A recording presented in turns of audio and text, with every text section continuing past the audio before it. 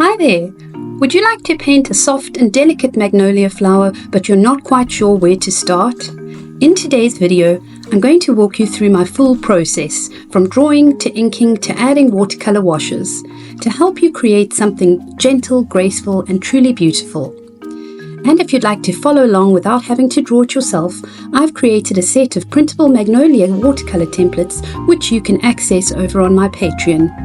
I share watercolor tips, traceables and all sorts of arty inspiration there. So if that sounds like your thing, I'd love to have you join me. Let's start with the materials you'll need. I'm using 200 gram hot pressed watercolor paper, but really any thick watercolor or mixed media paper will do. I recommend anything from 190 grams and up. For the sketch, I'm using a regular 2B pencil and a kneadable eraser. Then I'll be inking with a Micron 0.05 and a Faber-Castell Pitt Artist pen to give it that lovely line and wash feel. For brushes, I'm using a size 4 Escoda and a size 6 Princeton, and I'm working with my Winsor Newton Professional Watercolor palette. You'll also want a glass of clean water, some paper towel, and a spray bottle to activate your paints ahead of time. To start, I'm going to show you some of my painting process in real time so that you can see how the brush actually moves and how the colors blend together. But I will be speeding things up a little bit later just to keep the video a manageable length. If you'd like to follow along, you can slow down the video in those parts. I start by sketching the magnolia lightly with my 2B pencil. Keep it soft and loose. You want it to be easy to erase later. And we're going for a slightly whimsical flowing shape with the petals and leaves. If you'd like to skip the drawing part, you can download my Magnolia templates for watercolor on my Patreon.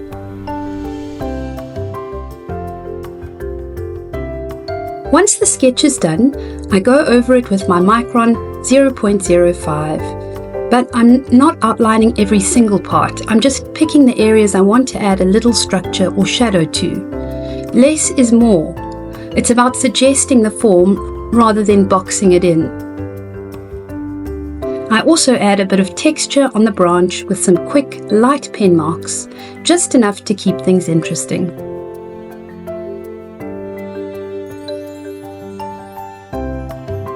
Once you're happy with your Micron pen outline, don't forget to use your eraser or your kneadable rubber to go and remove all the pencil marks. This will prevent the watercolor from becoming murky or muddy, and it just keeps your colors vibrant and crisp. Now onto the watercolor. I'm starting with a base layer for the magnolia petals using a mix of bright red and a slightly purplish red. This is what's in my Winsor Newton palette, but obviously colors vary depending on the watercolor set that you have, so go with what looks as close as possible. But sometimes magnolias have a more creamy color to them, sometimes they're more pinky, so just go with what you prefer.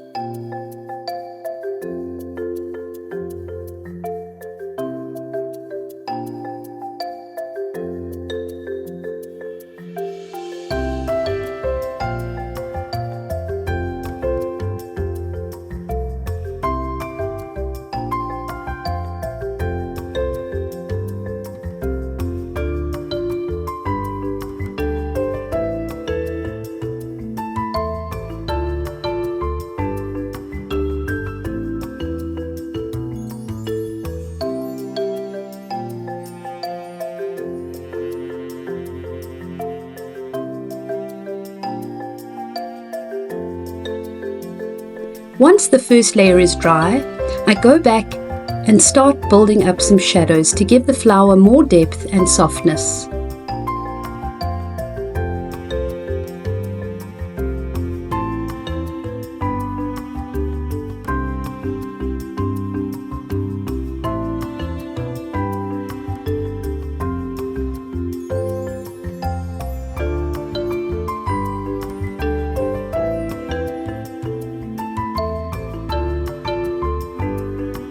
For the leaves, I'm starting with a sap green and layering in some other greens to give them a little bit of texture and variation. Just let the paint move and don't overthink it. Next, I paint the branch and the blossom stem in the same way, loose washes with a bit of layering to build interest. I don't completely cover the branch or the stem because I want areas to appear to be highlights or have light reflected off them. This gives it more three-dimensionality and creates more interest. Now I'm painting the center of the flower, the stamens, using a bit of yellow ochre with a touch of warm brown just to ground the piece.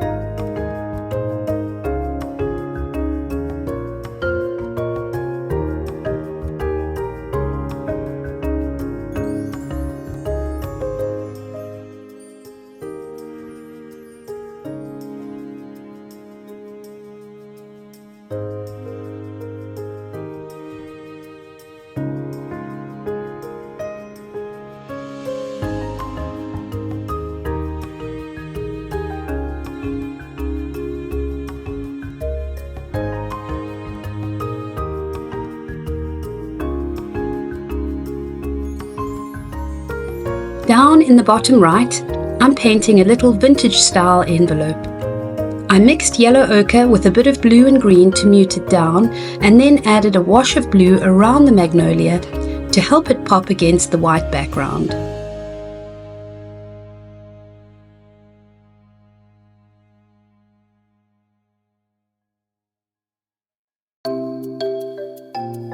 Once everything is dry, I grab my white gel roll pen and add a few delicate highlights to the petals and leaves. I like to add in a few lines to create interest and to make the petals seem even more translucent and delicate. This step really helps to add that soft glow.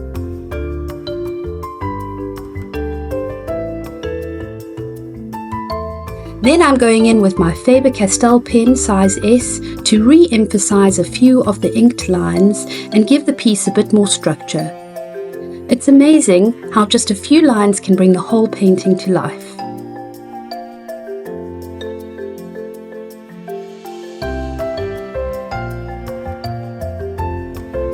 And finally, I write a short little phrase on the envelope just to add that storytelling element.